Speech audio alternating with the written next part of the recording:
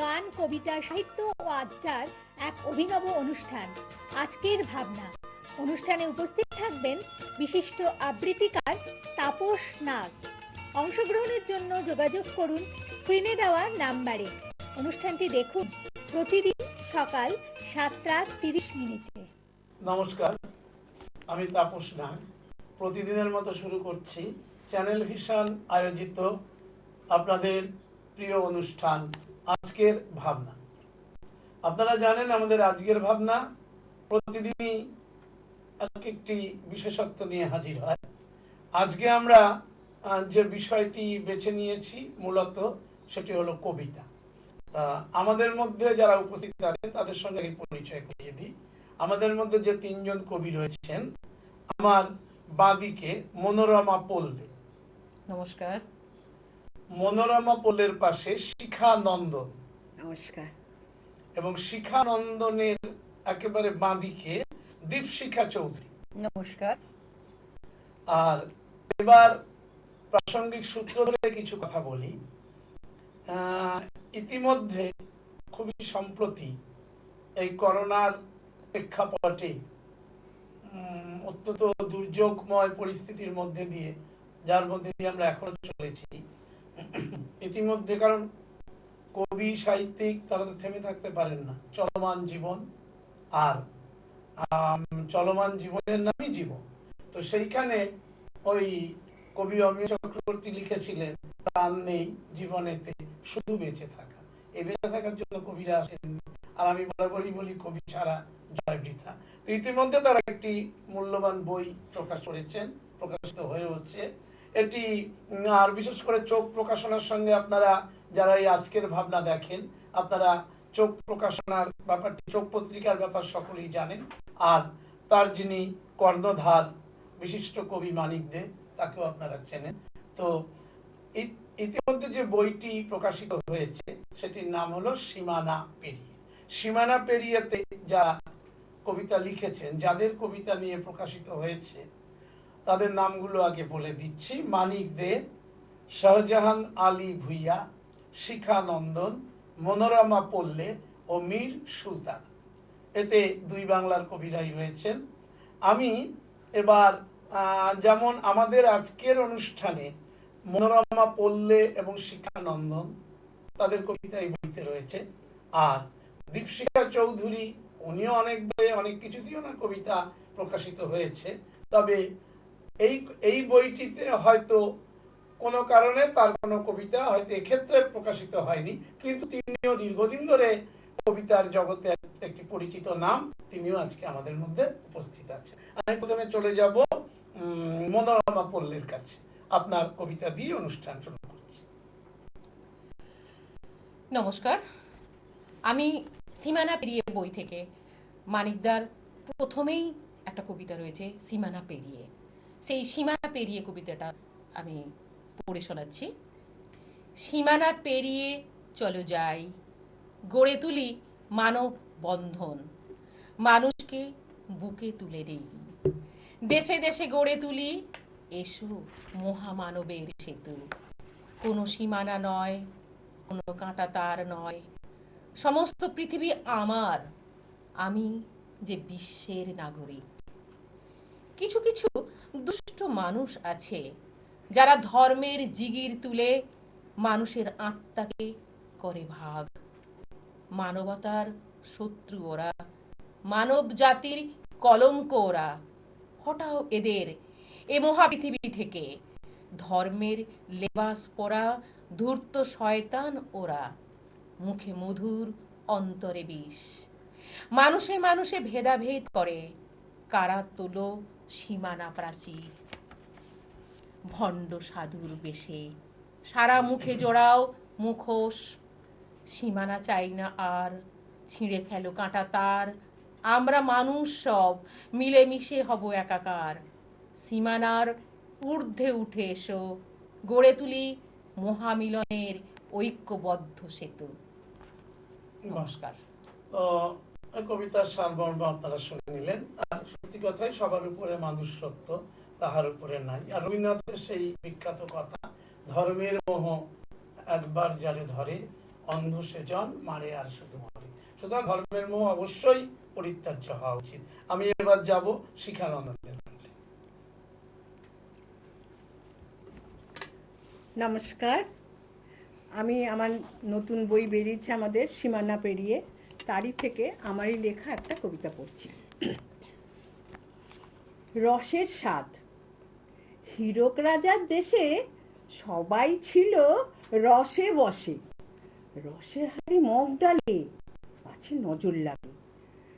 হঠাৎ ভেঙে পড়ে চারদিকেতে রসের বৃষ্টি, এ কি অনা সৃষ্টি, কোথায় ছিল রসের গোলা, জীব যে বড় নোলা, তাই মাখা মাখি চাটা চাটি, কোথায় রাখি কোথায় ঢাকি, আপনা থেকে ছুটে চলে তরল বলে, যে পায় সে নেয় স্বাদ, কিন্তু স্বাদের কথা বলতে নারাজ। রাজামশাই ভীষণ রাগী, তাই হুকুম নগর পালে, কে ভাঙলো রসের হাড়ি, তাকা পাকড়াও, হোক শান্তি অথবা নির্বাসন, বসাও তদন্ত কমিশন। মন্ত্রীমশাই কি বসে বসে খাবেন, খোঁজ নেবেন রসের স্বাদ কে কে পেলেন, জলের রসে মিল হলে কোথায় পাবে তাকে, বেশি খেলে বদহজম ধরা পড়ে যাবে, ঠিক না? ঠিক ঠিক ঠিক, ঠিক না? ঠিক ঠিক ঠিক। এবার সেই ঠিক থেকেই শুরু হোক। এবার দীপশিখা চৌধুরী। এই ডিসেম্বর মাস যেহেতু আমাদের বাঙালির কাছে গর্বের মাস, চলছে বিজয় উৎসব, তাই আর বিজয় দিবস এবং বিজয় উৎসব, বিজয় দিবস এবং বঙ্গবন্ধু প্রায় সমুচ্চারিত শব্দ, প্রায় নয় একেবারেই সমুচ্চারিত শব্দ। তাই প্রথমে স্বরচিত কবিতায় আমি বঙ্গবন্ধু প্রতি আমার শ্রদ্ধার্ঘ্য নিবেদন করছি। বঙ্গবন্ধু স্মরণে। ইতিহাসের ধারাপথে যে নাম চিরবহমান, বাংলাদেশের কিংবদন্তি শেখ মুজিবুর রহমান। মুক্তিকামী মানুষের প্রাণে শপথের আলো জেলে তোমার বজ্রকণ্ঠের ডাক ঘরে ঘরে দুর্গ গড়ে তোলে। আবালো বৃদ্ধ বনিতা যত সাড়া দিল শত শত, পাক বাহিনীর সৈন্যরা দেখে হলো ভীত সচকিত। অভয় দিয়েছে দেশবাসীকে তোমার মুষ্টিবদ্ধ হাত, অজেয়কে জয় করে তারা করেছে প্রত্যাঘাত।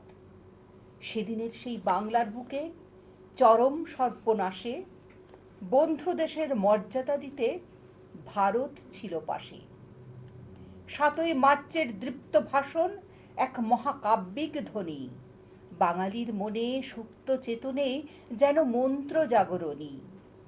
শহীদ রক্তে গড়া যে দেশ মাতৃভাষার জন্য, তার জয়গানে বিশ্ব বাজায় মধুর পাঞ্চজন্য।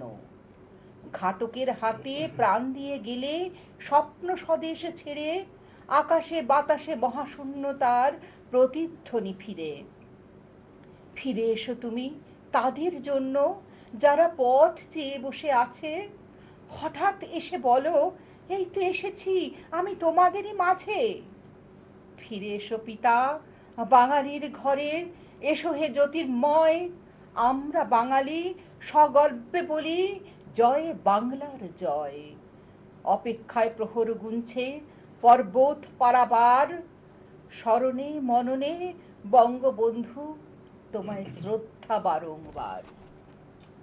প্রসঙ্গত বলে রাখা যাক যে গতকাল যারা আমাদের আজকের ভাবনা অনুষ্ঠান দেখেছেন, তারা বাংলাদেশের বিজয় দিবস উপলক্ষে গতকাল যে অনুষ্ঠানটি যারা দেখেছে, যারা দেখেননি তারা জানেন না, তো সেই বিজয় দিবসেরই রেশ টেনেই আজকে দীপশিখা চৌধুরী এই কবিতাটি বললেন।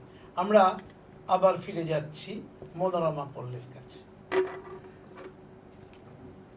আমি এবার আমার লেখা একটা ছোট্ট কবিতা পড়ছি, আমাদের জীবনে আসা এবং চলে যাওয়ার নিয়েই একটা কবিতা, এপার ওপার। ওপার কিছুই যায় না দেখা, আমরা কজন এ পারেতেই।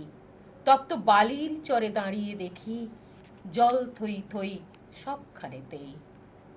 ওপার কিছুই যায় না দেখা, নুড়ি ঝিনুক এ পারেতেই। তুলছি, খেলছি, মেলছি ধরে, দিনে রাতে সব খেলাতেই। ওপার সে তো শোনা কথা, দেখেছে এমন সুজন কই? সুফির গানের সুর ধরে সে টান দিতে চায় সব কলকেতেই। ওপার সে তো যায় না জানা, জ্ঞানের গীতা এ পারেতেই। ভরছে কি আর জীবন ঘোড়া, তবু ভাসতে যে চায় সব স্রোতেতেই। ওপার কিছুই যায় না দেখা, মনের কোণের এক তারাতেই। এপার ওপার মিলেই গেছে, দিগন্তেরই এক রেখাতেই। এপার ওপার মিলেই গেছে, দিগন্তেরই এক রেখাতেই। যাক, মিলনের কথা শুনলাম মনোরমা পল্লের কণ্ঠে।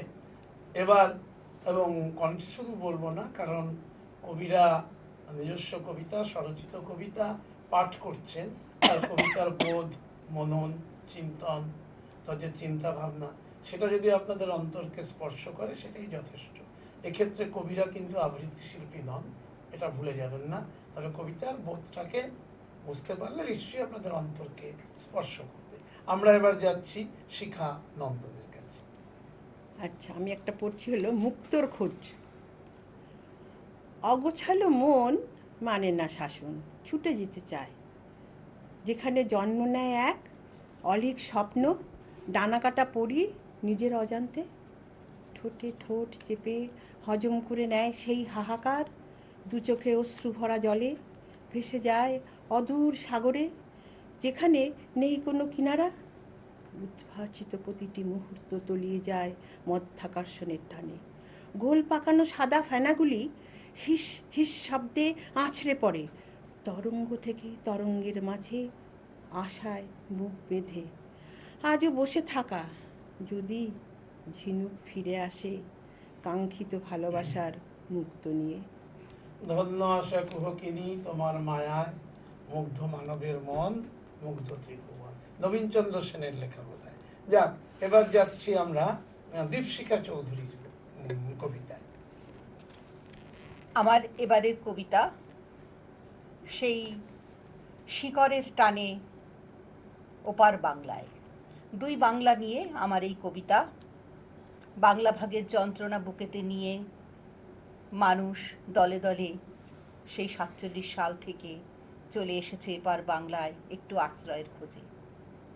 সেই অনুভূতির কথা এবং তার সঙ্গে এপার ওপার সম্প্রীতির বার্তা দিয়ে আমার এই কবিতা। ভালো থেকো পিতৃভূমি। ও আমার দেশের মাটি, তোমার পরে ঠেকাই মাথা।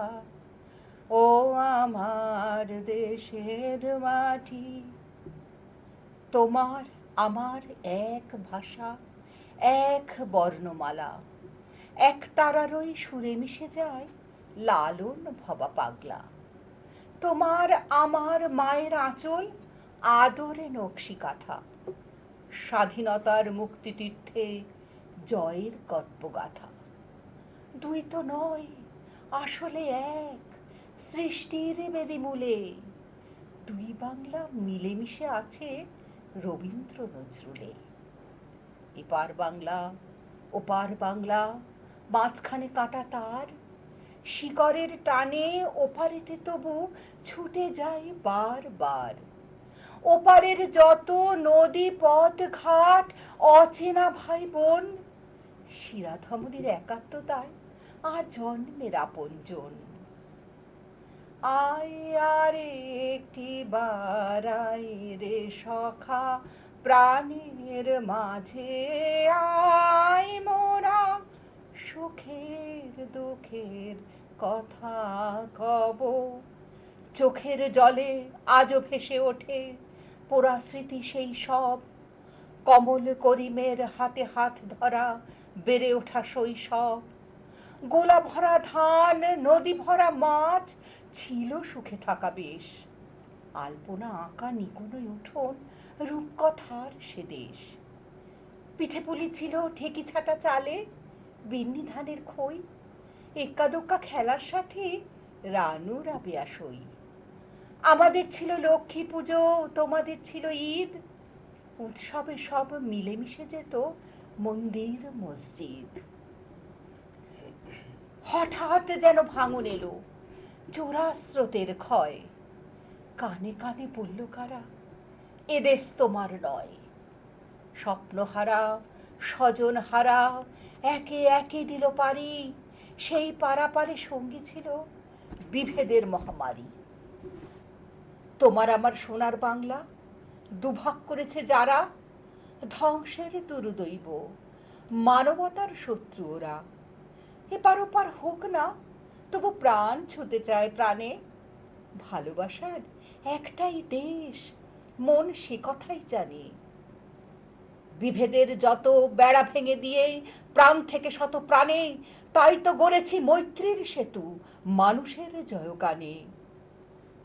আমরা এক দিঘিতেই শাপলা শালুক, এক সুখে দুঃখে ঘর বাঁধি, বুকের মধ্যে অচিন পাখির এক ভৈরবীর সুর সাধি। মোরা এক সে দেশের খাই গো হাওয়া, এক সে দেশের জল, এক সে মায়ের বক্ষে ফলে একই ফুল ও ফল। আমার আনন্দ দেয় ধরা, তোমার কাক ডাকা ভোরা জানে, তোমার সুন্দর জেগে ওঠে আমার স্তব স্তোত্র গানে। মহামঙ্গলের সাধক আমরা, প্রথম আলোর এক দিবাকর, এক অভিমুখে চলেছে তরুণী, এক স্বপ্নের সেই কারিগর। বাংলা মায়ের দুইটি ছেলে দুই পারেতে থাকি, ভাইয়ের জন্য ভালোবাসার দু হাত বাড়িয়ে রাখি। বোধেও মননে রাখি বন্ধনে, বেঁধে রাখি এই ঐক্যকে, স্নিগ্ধ শীতল অবগাহনে ভালোবাসার স্রোত রুগবে কে। ভালো থেকো সোনার বাংলা, সোনার ফসল ফলিও তুমি, পাশে রইলাম আমি সহোদর। ভালো থেকো আমার পিতৃভূমি, ভালো থেকো আমার পিতৃভূমি, ভালো থেকো। এবার আমরা যাব মনোরমা পল্লের কবিতায়। যাই হোক, আমি একটা কবিতায় যাচ্ছি। সেই কবিতাটা হচ্ছে সুকান্তর জন্মদিনে লেখা। সুকান্ত ভট্টাচার্য কবি, সুকান্ত ভট্টাচার্য বিপ্লবী কবি। অনেক মোরগের কাহিনী। হতভাগ্য ছিলাম আমরা, আমরা পরাধীন ভারতবাসী। আমাদের শীতল রক্তে বিদ্রোহের আগামীর বীজ বপন করে রানার সেজে নতুন ভোরের প্রস্তুতির চিঠি ঠিকানায় দিয়ে ইতিহাসকে খুঁচিয়ে চেয়েছিলে শোষিতের বাঁচার ছাড়পত্র।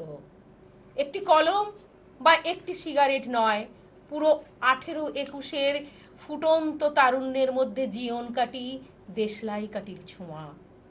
21 আবার হারালাম তোমায়, আমরা পরাধীন ভারতবাসী। লেনিনের মূর্তির পাদদেশে আজও অনেক একটি মোরগের কাহিনী।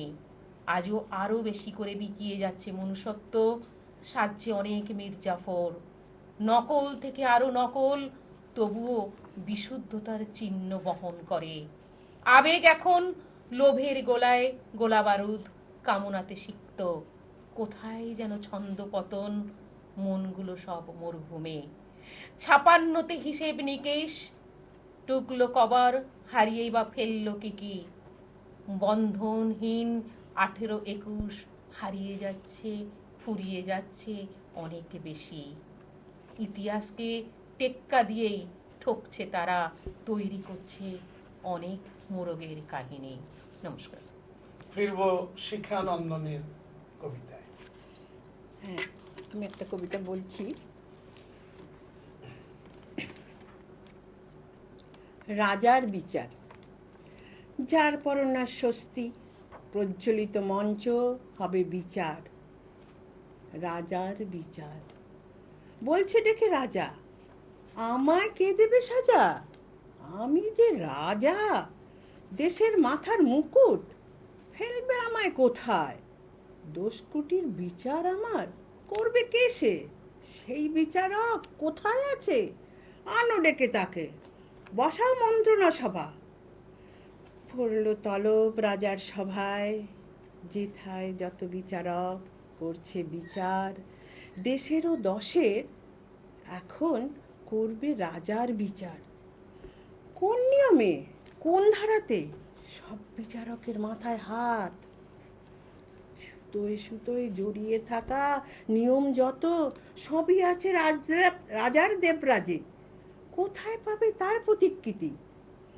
বিচারক সবাই যে তারই হাতের কাঠপুতুলি। কেমনি করে খুলবে তালা ওই দেরাজের? নেই তো জানা। ওরা শুধু যুক্তি সাজায় সপক্ষে আর বিপক্ষে। রাজা নিজেই কাঠ গোড়াতে, যুক্তি তক্ক তারই হাতে। অজস্র মুখ ছাপ ফেলেছে বধির দেওয়ালেতে। তাই প্রতিবাদী ধ্বনি কয় না কথা রাজার বিরুদ্ধেতে। ঝোড়ো হাওয়ায় পালিয়েছে সব রাজার সাক্ষীরা রাজার ভয়েতে। এবার ভোরের আলো ফুটলে পরে সূর্যি মামা দেবেন সাক্ষী ওই রাজার বিচারেতে। সূর্যি মামা দেবেন সাক্ষী ওই রাজার বিচারেতে। এবার কবি দীপশিখা চৌধুরী। আমার কবিতা আকাশের রং। আমার আকাশ জ্যোৎস্নায় ভাসে, রং তুলিতে আঁকি। ওদের আকাশ ভাঙা কুড়ে ঘর, ফুটো চালে তাই উকি। আমার আকাশ মিঠে রোদ্দুর, কবিতার কথামালা। ওদের আকাশ পোড়া তাপ খিদে, তীব্র দহন জ্বালা। আমার আকাশ প্রেমের উদ্ভাস, পঞ্জ মেঘের বালিকা। ওদের আকাশ দুরু দুরু বুকে বিদ্যুৎ বিভীষিকা। আমার আকাশ প্রাণোচ্ছ্বাসের রিমঝিম ঝিম বৃষ্টি। ওদের আকাশ বানভাসী জল, মহামারী অনাসৃষ্টি। আমার আকাশ সুনীল শরৎ, আগমনীর স্বরলিপি।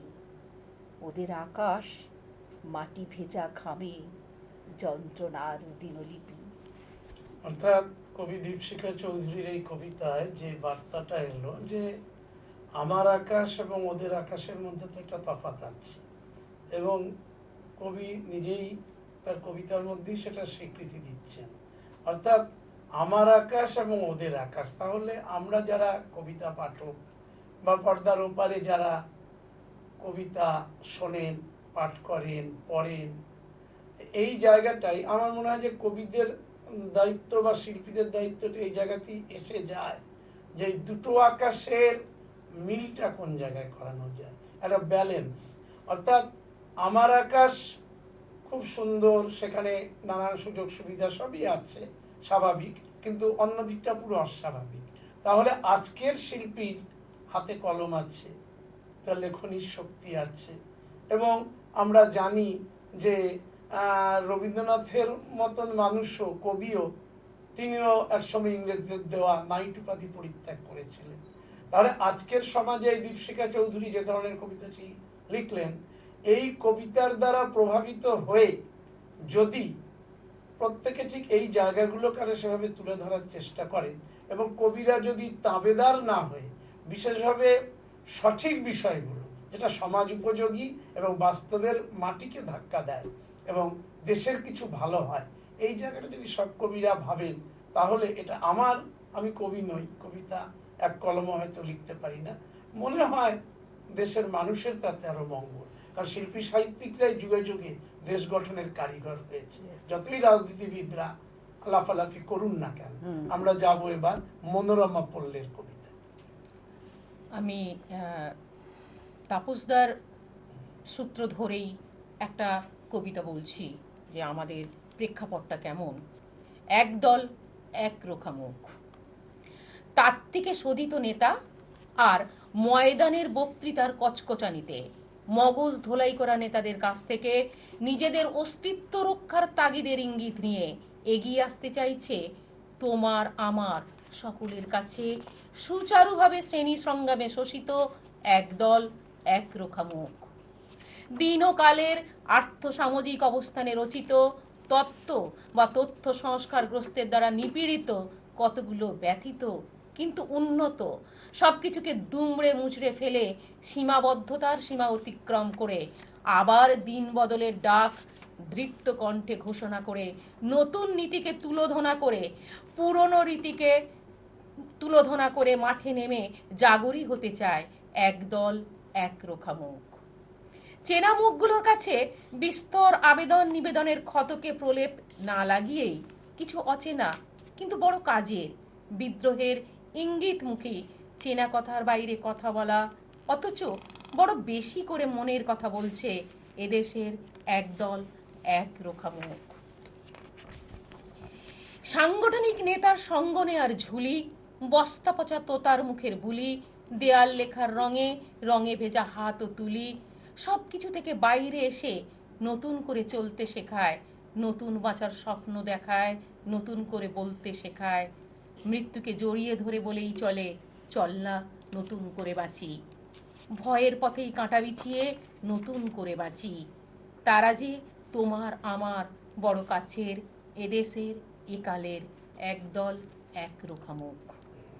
এই একদল একরোখা মুখের চেহারা তো আমরা ইতিমধ্যে দিল্লিতে দেখছি, এবং যেটাকে কেন্দ্র করে সারা ভারতবর্ষেই একটা বিরাট আলোড়ন তৈরি হয়েছে।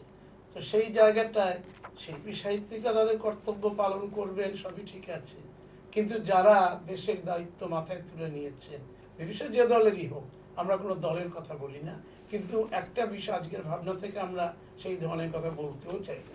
আমাদের একটাই বিষয় যে কৃষক আমাদের সমাজে সবার আগে তার স্বীকৃতি পাওয়া উচিত। আমরা যতই অন্যদেরকে বড় করে দেখাই, কৃষকরাই আমাদের মুখের অন্ন যোগায় এবং তারাই সবকিছু। কাজে তাদেরকে যেন আমরা প্রকৃত সম্মান দিতে শিখি। কে কি করছে আমি জানি না, কোন দল কি করছে, কারণ রাজনীতিতে বড্ড ভোটের প্রভাব পড়ে, দলাদলির প্রভাব পড়ে। আমরা এসব জানতে চাই না, বুঝতে চাই না। আমরা শিল্পী সাহিত্যিকরা একটা জিনিসই চাই, যে কৃষকের মুখে সবসময় যেন হাসিটা ফোটে। সেটা কিভাবে ফুটবে সেটা তো আপনারা জানেন, যারা সমাজের দায় দায়িত্ব মাথায় নিয়ে কাজ করে চলেছেন। আমাদের হাতের সময় খুব সীমিত।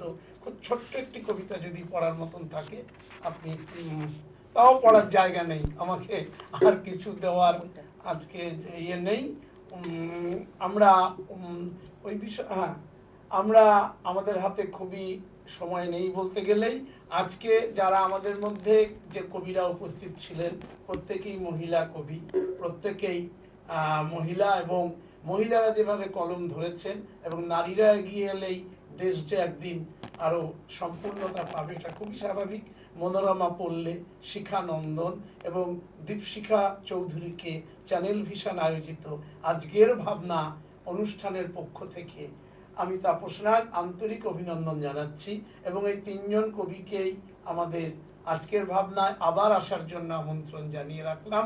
আমি তাপসদাকে একটা ছোট্ট আমার হাতের আঁকা, তাপসদা আপনি ভালো থাকুন, সব সময় ভালো থাকুন। আমাদের সঙ্গে দাদাও আছেন, আমাদের মানিকদাও, মানিকদাও আমাদের চোখ সঙ্গে পত্রিকার যে কর্ণধার মানিকদাও আমাদের সঙ্গে আছেন, পর্দার আড়ালেই আছেন। আমরা সকলের পক্ষ থেকে এই দিদি শিখা দিয়ে আমাদের সকলের পক্ষ থেকে এটি প্রদান করলেন। ঠিক আছে, আপনাদের কবিদের জয় হোক। আপনারা নিজেদের কবিতার সঙ্গে সঙ্গে দেশকে এগিয়ে নিয়ে চলুন। এই কথা বলে আমি আজকের মতো আমাদের আজকের ভাবনা অনুষ্ঠানটি শেষ করছি। তবে যাবার আগে আপনাদের প্রতিদিনের মতো সেই কথাটি বলে যেতে চাই যে আগামীকাল ঠিক সকাল 7:30 আবার দেখতে ভুলবেন না চ্যানেল ভিশন আয়োজিত আপনাদের এই পরিচিত অনুষ্ঠান, প্রিয় অনুষ্ঠান, ভালো লাগা অনুষ্ঠান, আজকের ভাবনা। নমস্কার। চ্যানেল ভিশন আয়োজিত গান, কবিতা, সাহিত্য ও আড্ডার এক অভিনব অনুষ্ঠান আজকের ভাবনা। অনুষ্ঠানে উপস্থিত থাকবেন বিশিষ্ট আবৃত্তিকার তাপস নাগ। অংশগ্রহণের জন্য যোগাযোগ করুন স্ক্রিনে দেওয়া নাম্বারে। অনুষ্ঠানটি দেখুন প্রতিদিন সকাল 7:30।